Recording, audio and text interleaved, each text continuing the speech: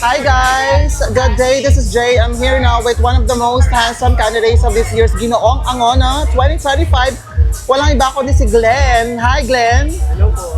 So how are you today right after the pre-pageant? Sobrang saya kasi ang dami kong na-inspire na tao sa sinabi ko. By the way, how old are you? 19 years old. 19. So aside from this, ano pinagkakabalan mo sa buhay? Workout, coaching, and siyempre aral.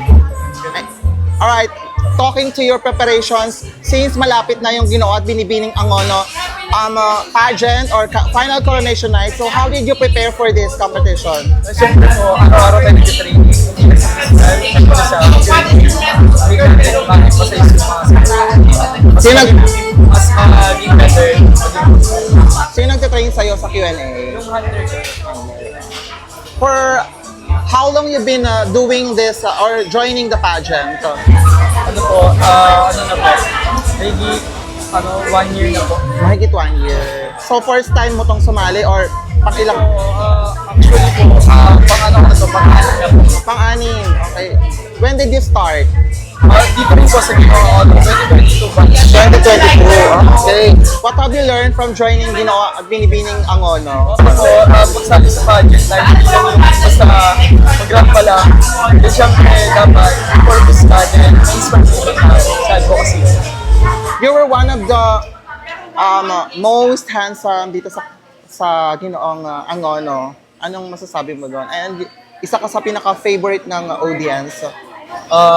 Then, okay lang po. Then, thank you po sa inyo lahat kasi na-appreciate niyo po yung kung sino ako. Aside from your physical attributes, ano pa yung advantage sa tingin mo na makakapagpanalo sa'yo sa Ginoong Angono? Tingin ko naman na lahat ng mga may candidate dito is may advantage din nasasabi na kung paano namin i-handle yung pressure and yung paano namin mapapanalo ng sa pageant. Ano man sa mo para sa mga kabataang nanonood ngayon? Sumali po kayo sa Patimpala upang ma-voice out po yung dapat marinig ng mga sa society natin. Then maging mabait lang tayo at marespeto ang tao. Yun lamang po.